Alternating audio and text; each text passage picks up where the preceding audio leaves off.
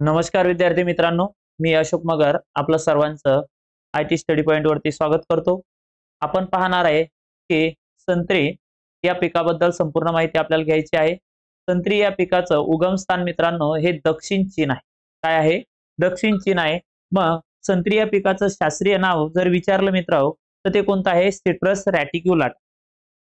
काय आहे? Citrus citrus reticulata. Citrus reticulata हे शास्त्रीय नाव संत्री या पिकाचं आहे। संत्र्याच्या फळातील प्रत्येक भागाचा उपयोग करून 95% फळावर प्रक्रिया केली जाते। म्हणजे जवळपास फक्त 5% जे फळ आहे या फळामधला बेकाम भाग जातोय, 95% या फळाचा वापर त्या ठिकाणी केला जातो। या फळापासून लायमोनिन तेल, लॅक्टिक ऍसिड, सायट्रिक ऍसिड तयार करतात। जे संत्रा आहे, संत्रा यापासून लायमोनिन तेल, लॅक्टिक ऍसिड आणि सायट्रिक ऍसिड तयार करतात। सरबत, मार्मालेड हे पदार्थ तयार करतात। खड्ड्याचा आकार हा 1x1 मीटर असावा। अ, ब, क जीवनसत्वे व शर्करा असते। कोणते कोणते जीवनसत्व असते मित्रांनो? अ, ब, क हे जीवनसत्व व शर्करा असते। लागवडीचे अंतर आहे मित्रांनो 6x6 मीटर अंतरावर लागवड केली जाते। महाराष्ट्रामध्ये संत्रा पिकाखालील 93,000 एकर क्षेत्र आहे। आतापर्यंत आपण हेक्टर पाहिलं मित्रांनो, पण इथं दिलेलं जे आहे तर हे किती आहे? एकर मध्ये आहे। 1 एकर म्हणजे किती गुंठे रे मित्रांनो? तर 40 गुंठे जमीन म्हणजेच किती आहे? तर 1 एकर त्याला म्हणतो। संत्र्याचे उत्पादन महाराष्ट्रामध्ये दरवर्षी अंदाजे 7.5 लाख टन उत्पादन आपल्याला संत्री पिकापासून मिळते। अधिक पर्जन्यमान व दमट हवामान संत्री या पिकाला मानवते। बरोबर आहे। कोणतं कोणतं? तर पर्जन्यमान जर जास्त असेल आणि हवामान दमट जर असेल तर संत्री पिकाला मानवते। जमिनीची खोली 1 ते 1.5 मीटर असावी व सामू 5.5 ते 7.8 सेंटीमीटर असावा। जो पीएच आहे जमिनीचा तो 5.5 ते 8.5 पीएच जमिनीचा असावा। त्यानंतर दिलेल्या आहेत मित्रांनो आपल्याला महत्त्वाच्या जाती आपल्याला दिलेल्या आहेत। मग संत्रा पिकाच्या जाती कोणत्या कोणत्या आहेत? तर त्यामध्ये पहिली जात आहे नागपुरी संत्रा, लक्षामध्ये राहू द्या। दुसरी जात आहे किन्नो, तिसरी आहे कुर्ग, खासी, श्रीनगर, किंग, मुदखेड संत्रा ह्या जाती आपल्याला दिलेल्या आहेत। त्यानंतर आहे रंगपूर लाईम व जंबेरी खुंट संत्री या पिकासाठी वापरतात। रंगपूर लाईम आणि जंबेरी खुंट वापरतात। 1 ते 2 वर्ष वयाची कलमे लागवडीसाठी वापरावी। किती वर्ष? 1 ते 2 वर्ष वयाची कलमे लागवडीसाठी त्या ठिकाणी वापरली जाते। संत्र्यांना महाराष्ट्रात 3 बहार येतात। हा प्रश्न महत्वाचा आहे, बरोबर आहे। महाराष्ट्रामध्ये संत्र्यांना किती बहार येतात? तर 3 बहार महाराष्ट्रामध्ये संत्र्यांना येतात, पण विदर्भामध्ये 2च बहार घेतले जातात मित्रांनो। महाराष्ट्रामध्ये संत्र्याची किती बहार आहेत? तर 3 बहार आहेत, पण विदर्भात 2 बहार घेतात। यामध्ये कोणता बहार घेतात? तर मृग बहार आणि आंबे बहार हे 2 बहार त्या ठिकाणी घेतले जातात। मृग बहार आणि आंबे बहार, हस्तबहार घेतला जात नाही। कीड, सिट्रस शिला, लेमन बटरफ्लाय, पांढरी माशी आणि नागळी ह्या किडी आपल्याला संत्री या फळावर आढळतात। तर रोग आहे मूळ कुजव्या, मर आणि डिंक्या हे रोग आपल्याला कोणत्या फळामध्ये आढळतात? तर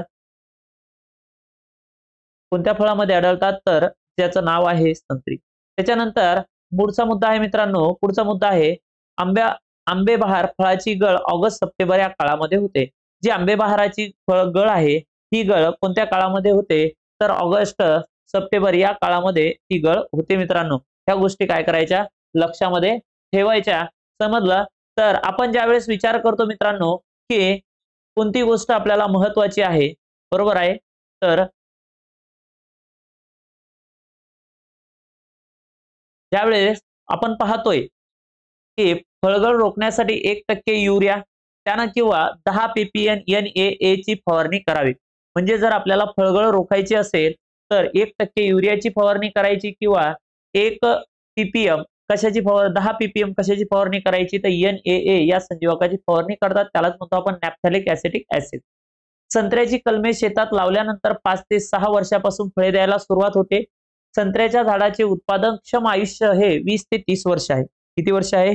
20 ते 30 वर्ष संत्र्याच्या झाडाचे काय आहे मित्रांनो? तर आयुष्य त्या ठिकाणी आहे। किती वर्ष आहे? 20 ते 30 वर्ष आयुष्य आहे। त्यानंतर आहे सर्वसाधारण संत्र्याच्या एका झाडापासून 25 वर्षाच्या जीवनकाळामध्ये 15,000 ते 18,000 फळे मिळतात। किती मिळतात? 15,000 ते 18,000 फळे आपल्याला मिळतात। संत्र्याचे आयुष्यमान लक्षामध्ये राहू द्या त्यानंतर हे 10 ते 20 वर्षापर्यंत एका झाडापासून 800 ते 1000 फळे आपल्याला त्या ठिकाणी मिळतात. या गोष्टी आपण पाहिलेल्या आहेत. कोणत्या पिकाच्या आहेत? तर संत्री पिकाचे आहे. मग संत्री पिकाबद्दल आपल्याला थोडक्यात माहिती घ्यायची आहे. संत्री पिकाचं उगमस्थान आहे मित्रांनो दक्षिण चीन. त्याचं शास्त्रीय नाव आहे सिट्रस रेटिक्युलाटा आहे. संत्र्याचा 95% भाग प्रक्रिया करण्यासाठी वापरला जातो. त्यामध्ये असणारे घटक लायमोनिन तेल मिळते, लॅक्टिक ऍसिड मिळते, सायट्रिक ऍसिड सुद्धा मिळते, तयार करतात. त्यानंतर आहे त्यापासून अ, ब, क जीवनसत्व आहे. त्यानंतर महाराष्ट्रामध्ये संत्री पिकाखालील 93,000 एकर क्षेत्र आहे. हेक्टर नाही मित्रांनो, एकर आहे. त्यानंतर दमट हवामान संत्रा पिकासाठी मानवते. जमिनीची जी आहे त्यामध्ये आपल्याला जाती दिलेल्या आहेत. नागपुरी संत्रा आहे. त्यानंतर आहे कोणती आहे तर कुर्ग खासी आहे, किन्नो आहे. जर संत्र्यासाठी तुम्हाला खुंट जर विचारला तर रंगपूर लाईम आणि जंबिरी खुंट वापरतात. ते कलम करण्यासाठी 1 ते 2 वर्ष वयाची कलमे वापरली जाते. सगळ्यात महत्वाचा प्रश्न आहे आजच्या याच्यातला मला, संत्रा महाराष्ट्रामध्ये 3 बहार घेतात संत्र्यांचे, पण विदर्भामध्ये 2च बहार घेतात. त्यामध्ये मृग बहार आणि आंबे बहार त्या ठिकाणी आहे मित्रांनो. त्या गोष्टी आपल्यासाठी महत्वाच्या आहेत. संत्र्याचे आयुष्यमान आहे 20 ते 30 वर्षापर्यंत आहे. म्हणजे संत्र्याचे उत्पादनक्षम आयुष्य किती वर्ष आहे? 20 ते 30 वर्ष त्या ठिकाणी आयुष्य आहे. नंतरचं पीक आपल्याला घ्यायचंय त्याचं नाव आहे मित्रांनो मोसंबी. कोणतं पीक आहे? मोसंबी. मोसंबी या पिकाचे उगमस्थान आहे मित्रांनो दक्षिण चीन. काय आहे? दक्षिण चीन. तर मोसंबीचे शास्त्रीय नाव आहे सिट्रस सायनेन्सिस. काय आहे? सिट्रस सायनेन्सिस. बरोबर आहे. सिट्रस अगोदरच सांगितलं, तर सायनेन्सिस हे कशाचं आहे? मोसंबी या पिकाचं शास्त्रीय नाव आहे. उगमस्थान आहे मित्रांनो दक्षिण चीन. उगमस्थान काय आहे? दक्षिण चीन. त्यानंतर आपल्याला दिलेलं आहे 8,000 हेक्टरच्या वर क्षेत्र महाराष्ट्रामध्ये आहे. मोसंबीचे महाराष्ट्रात दरवर्षी 2.2 लाख टन उत्पादन मिळते. किती मिळते मित्रांनो? 2.2 लाख टन उत्पादन आपल्याला मोसंबीचे मिळते. समशीतोष्ण हवामानात हे मोसंबीचं पीक चांगले येते. तापमान आहे 12 ते 35 अंश सेल्सिअस असावे. जमिनीत चुनखडीचे प्रमाण 5% जास्त असू नये. किती टक्क्यापेक्षा? तर 5% जास्त असू नये. त्यानंतर हे सामू आहे मित्रांनो 6.5 ते 7.5. किती असावा? 6.5 ते 7.5 सामू असावा. महाराष्ट्रामध्ये सर्वात प्रसिद्ध जात म्हणलं मोसंबीची तर कोणती आहे? तर त्या जातीचं नाव आहे मित्रांनो न्यू सेलर. ही व्हेरायटी महाराष्ट्रामध्ये सर्वात जास्त काय आहे? प्रसिद्ध आहे. काय जात आहे? तर त्याचं नाव आहे न्यू सेलर. त्यानंतरचा प्रश्न आहे महत्वाचा, 18 ते 21 महिने वयाची कलमे मोसंबीच्या लागवडीसाठी वापरतात. 18 ते 21 महिने वयाची जी कलमे आहे मित्रांनो, तर हे लागवडीसाठी वापरली जाते मोसंबीच्या. त्यानंतर आहे 1 ते 1.25 वर्ष वयाच्या खुंटावर मोसंबीचे डोळे भरून कलम करतात. रंगपूर किंवा जेंबेरी खुंट वापरतात. कोणता? रंगपूर लाईम किंवा जेंबेरी खुंट वापरतात. संत्री आणि मोसंबीसाठी एकच खुंट आहे. 1 बाय 1 बाय 1 मीटर आकाराचा खड्डा त्या ठिकाणी घेतात. भारी जमिनीसाठी रंगपूर लाईम तर मध्यम जमिनीसाठी जंबेरी खुंट वापरतात. ह्या दोन्ही गोष्टी लक्षात ठेवा. मोसंबी या पिकामध्ये भारी जमिनीसाठी कोणता खुंट वापरला जातो? तर रंगपूर लाईम हा खुंट वापरला जातो. आणि मध्यम जमिनीसाठी किंवा हलक्या जमिनीसाठी कोणता खुंट वापरला जातो? तर त्याचं नाव आहे जंबेरी खुंट वापर करावा. त्यानंतर हे मोसंबीची लागवड चांगला पाऊस झाल्यानंतर जुलैच्या पहिल्या आठवड्यामध्ये करतात. कधी करतात? तर जुलैच्या पहिल्या आठवड्यामध्ये केली जाते.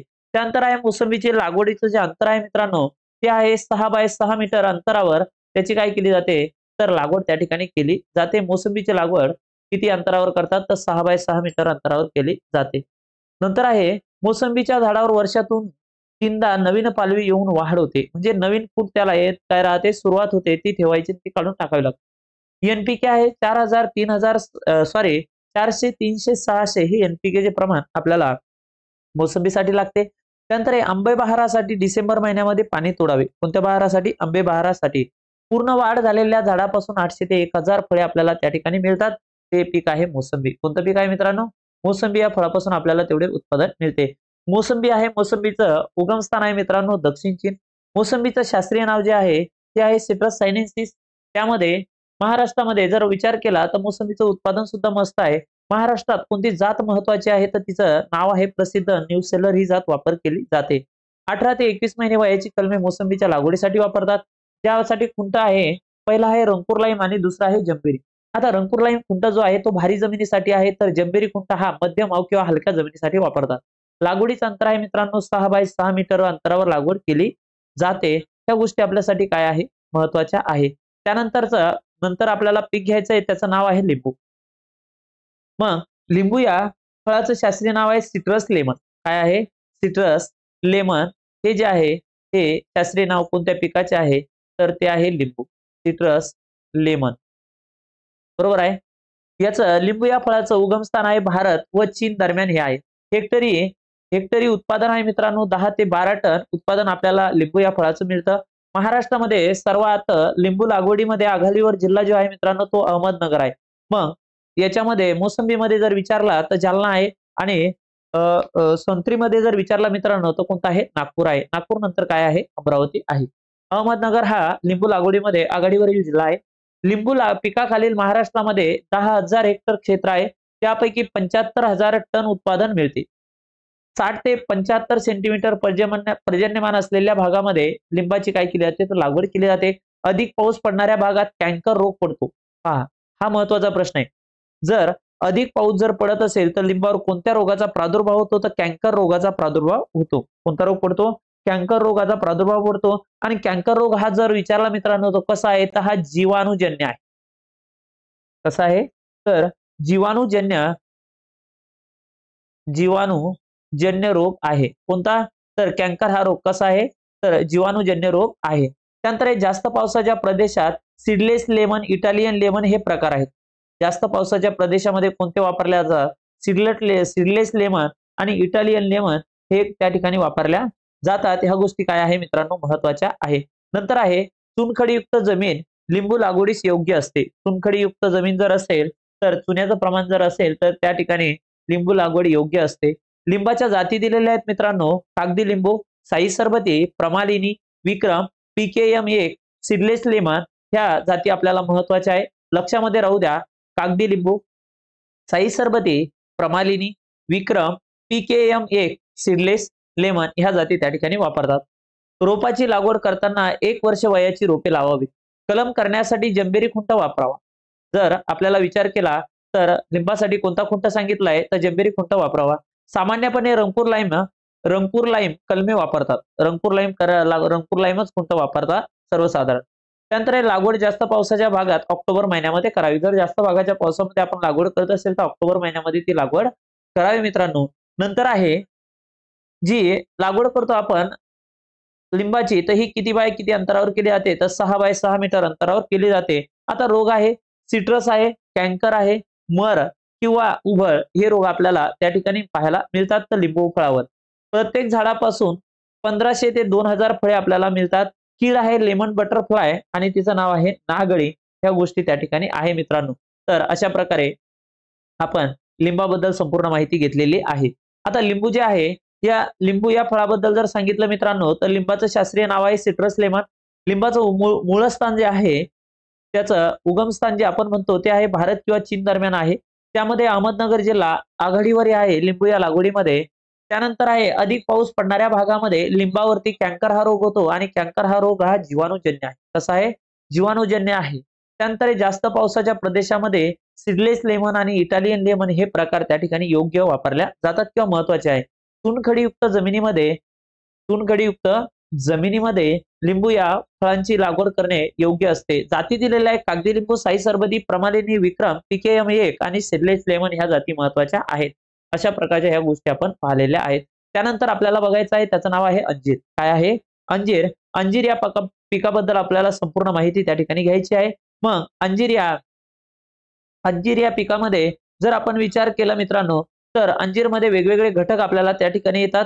तर अंजिरामध्ये असेल, चिकूमध्ये असेल, केळीमध्ये असेल, साखरेचे प्रमाण आपण घेतले. अंजिरामध्ये आहे 10 ते 12%. अंजिरामध्ये 10 ते 12%. तर माझ्या मते तर 10 ते 28% असायला पाहिजे. त्यानंतर आहे मित्रांनो चिकू आहे 12 ते 14%. किती आहे?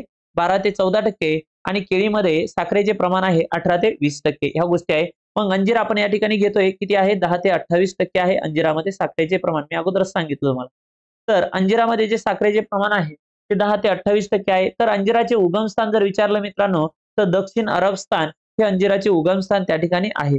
त्यानंतर अंजिरामध्ये साखरेचे प्रमाण जे आहे ते 10 ते 28% पर्यंत अंजिरामध्ये साखरेचे प्रमाण आहे. अंजिरामध्ये अ, ब, क जीवनसत्व आहे, लोह आहे आणि चुना आहे. त्यानंतर अंजिराचे फळ हे महत्वाचा प्रश्न आहे. शक्तिवर्धक, सौम्यरेचक, पित्तनाशक, काय रक्तशुद्धी करणारे पीक आहे. पहा कोणत्या कोणत्या क्रिया याच्यामध्ये आहे. शक्तिवर्धक आहे, रौम्य रेचक आहे, पित्तनाशक सुद्धा आहे आणि रक्तशुद्धी करणारे सुद्धा आहे. हे फळ आपलं अंजीर आहे. महाराष्ट्रामध्ये 400 हेक्टर क्षेत्र या पिकाखाली आहे. किती हेक्टर क्षेत्र आहे? तर 400 हेक्टर क्षेत्र महाराष्ट्रामध्ये अंजीर या पिकाखाली आहे. पुणे जिल्ह्यामध्ये 300 हेक्टर क्षेत्र आहे. पुणे जिल्ह्यामध्ये 300 हेक्टर क्षेत्र अंजीर या पिकाखाली आहेत. ह्या गोष्टी काय आहे? महत्वाच्या आहे. नीरा नदीच्या खोऱ्यात कोणत्या पिकाचे आपल्याला क्षेत्र दिसते? तर अंजीर या पिकाचे क्षेत्र आपल्याला दिसते. हा प्रश्न आपल्यासाठी अगदी महत्वाचा आहे. नीरा नदीच्या खोऱ्यामध्ये कोणते क्षेत्र आपल्याला आहे? तर त्याचं नाव आहे अंजीर. नंतर आहे उष्ण व कोरडे हवामान अंजिरासाठी योग्य आहे. त्यानंतर अंजिरासाठी पावसाची आवश्यकता आहे 600 ते 650 मिलीमीटर जर पावसाची आपल्याला आवश्यकता लागते. अंजिराची फळे फेब्रुवारी ते एप्रिल या काळामध्ये तयार होतात. फेब्रुवारी पासून तर एप्रिल पर्यंत अंजिराची फळे काय होतात? तयार होतात. त्यानंतर आहे अंजिराची मुळे 1 मीटर खोल जमिनीत जाते. अंजिराची जी मूळ आहे ती 1 मीटर खोल जमिनीमध्ये जाते. अंजिराच्या जाती आहे मित्रांनो, तिचं नाव आहे पुणे अंजीर, दिनकर, दिव्यन्ना, एक्सेल, कोनोंद्रिया. ह्या ज्या जाती आहे ह्या अंजिराच्या जाती आहे. लक्षामध्ये राहिल्या पाहिजे. बरोबर आहे. पुणे अंजीर, दिनकर, दियन्ना, त्यानंतर आहे एक्सेल आणि कोनांद्रिया. ह्या ज्या जाती आहे ह्या सर्व कोणत्या पिकाच्या आहेत? तर अंजीर या फळझाडाच्या जाती आहेत. नंतर आहे अभिवृद्धी. आता अंजिराचा एक विचार करता आपण अंजिराची जी अभिवृद्धी आहे मित्रांनो, ती अभिवृद्धी फाटे कलम किंवा गुटी कलमाने करतात. कशाने करतात? फाटे कलम आणि गुटी कलमाने अभिवृद्धी केली जाते. ह्या गोष्टी आपल्यासाठी काय आहे? महत्वाच्या आहे.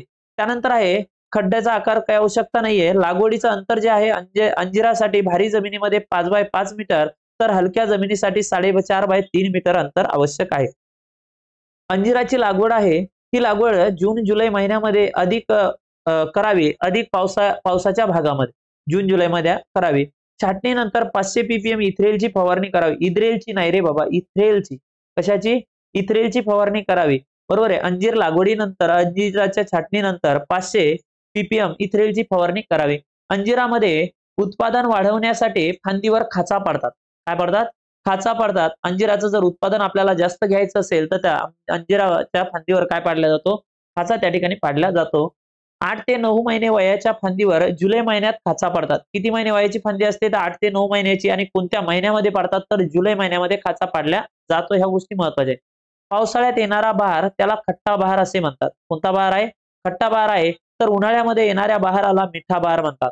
पावसाळ्यामध्ये जे येतो त्याला खट्टा बहार म्हणायचं आणि उन्हाळ्यामध्ये जे येतो मित्रांनो त्याला मिठा बहार असे म्हणतात. त्यानंतर आहे मिठा बहाराची फळे आपल्याला मार्च एप्रिल मध्ये तयार होताना दिसतात किंवा त्या ठिकाणी आपल्याला त्याच्या तयार होतात.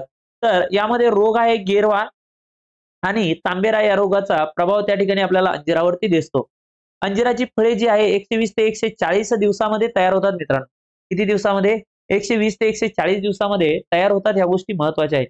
उत्पादनक्षम आयुष्य जे आहे अंजिराचं हे 30 ते 35 वर्ष आहे. किती वर्ष आहे? 30 ते 35 वर्ष अंजिराचं उत्पादनक्षम आयुष्य आहे. त्यानंतर एका झाडापासून 15 ते 20 किलो फळे मिळतात. एका झाडापासून किती फळे मिळतात? तर 15 ते 20 किलो फळे आपल्याला अंजिरापासून मिळतात. पुणे, सासवड या भागात दर हेक्टरी 10 ते 12 हजार किलो पर्यंत उत्पादन मिळते. दर हेक्टरी किती आहे? 10 ते 12 हजार किलो पर्यंत, 1000 किलो पर्यंत उत्पन्न आपल्याला अंजिराचे मिळते. ह्या गोष्टी काय आहे मित्रांनो? महत्वाच्या आहेत. आता आपण पाहतोय अंजीर हे पीक आपण पाहिलेलं आहे. मग अंजिरामध्ये आपल्याला वेगवेगळ्या गोष्टी त्या ठिकाणी मिळाल्या. अंजिराचे उगमस्थान आहे दक्षिण अरबस्थान. अंजिरामध्ये जे प्रमाण आहे मित्रांनो साखरेचं प्रमाण आहे 10 ते 28%. महत्वाच्या गोष्टी सांगतोय. महाराष्ट्रामध्ये 400 हेक्टर क्षेत्र आहे तर त्यापैकी पुणे जिल्ह्यामध्ये 300 हेक्टर क्षेत्र आहे. तर आता हे क्षेत्र कोणत्या नदीच्या खोऱ्यामध्ये आहे? तर ते नीरा नदीच्या खोऱ्यामध्ये आहे. आता त्यानंतर उष्ण व कोरडे हवामान त्या ठिकाणी मानवते. अंजिराचे साठी जाती ज्या दिलेल्या आहेत मित्रांनो ह्या जाती कोणत्या कोणत्या आहेत? तर पुणे अंजीर, दिनकर, दियन्ना, एक्सेल आणि कोनंद्री आहे. जी अंजिराची अभिवृद्धी आहे फाटे कलम आणि गुटी कलमाने करतात. त्यानंतर ज्या वेळेस त्याची छाटणी केली जाते छाटणीनंतर 500 ppm इथ्रेलची फवारणी करावी मित्रांनो. उन्हाळ्यामध्ये घेतला जाणारा बहार त्याला मिठा बहार म्हणायचं तर पावसाळ्यामध्ये घेतला जाणारा बहाराला खट्टा बहार म्हणायचं. बरोबर आहे. त्यानंतर वेगवेगळा घटक त्या ठिकाणी आपल्याला दिलेला आहे. आता यानंतर आपल्याला समोरचं पीक पाहायचंय त्याचं नाव आहे केळी मित्रांनो. आता केळीचा विचार करता केळीचं जे उगमस्थान आहे मित्रांनो ते आहे आसाम. म्हणजे भारत देशामध्ये आसाम या राज्यामध्ये केळीचं उगमस्थान मानलं जाते. आता याचा खड्डा आहे 45 बाय 45 बाय 45 सेंटीमीटरचा खड्डा घ्यायचा आहे. त्यानंतर महाराष्ट्राचा केळी लागवडीखालील क्षेत्रात 3रा क्रमांक लागतो. लागवडीखालील क्षेत्रामध्ये 3रा क्रमांक लागतो. पण भारतातील एकूण केळी उत्पादनापैकी 50% उत्पादन फक्त एकट्या महाराष्ट्रामध्ये होते. क्षेत्रफळामध्ये कितवा क्रमांक लागतो? तिसरा लागवडीत. पण उत्पादनामध्ये किती टक्के उत्पादन मिळते? 50% उत्पादन मिळते. महाराष्ट्रात 50,000 हेक्टर क्षेत्र आहे. महाराष्ट्रामध्ये केळीखाली किती क्षेत्र आहे? तर 50,000 हेक्टर क्षेत्र केळी उत्पादनाखाली आहे. त्यापैकी 40,000 जे हेक्टर क्षेत्र आहे मित्रांनो, हे क्षेत्र जळगाव जिल्ह्यामध्ये आहे. एकट्या कोणत्या जिल्ह्यामध्ये आहे? जळगाव जिल्ह्यामध्ये, खान्देशमध्ये आहे. केळीमध्ये साखर आहे 18 ते 20%. किती टक्के आहे? 18 ते 20% आहे. ज्या केळीमध्ये ब गटातील जीवनसत्वे आहे त्याला आपण बी कॉम्प्लेक्स म्हणतो मित्रांनो. मग बी कॉम्प्लेक्स जे आहे, तर या बी कॉम्प्लेक्सचा सर्वात जास्त समावेश कशामध्ये आहे? तर केळीमध्ये आहे मित्रांनो. त्यानंतर उष्ण व दमट हवामान केळीसाठी मानवते. केळीसाठी जे हवामान आहे हे कोणतं आहे? तर उष्ण व दमट हवामान केळीसाठी मानवते.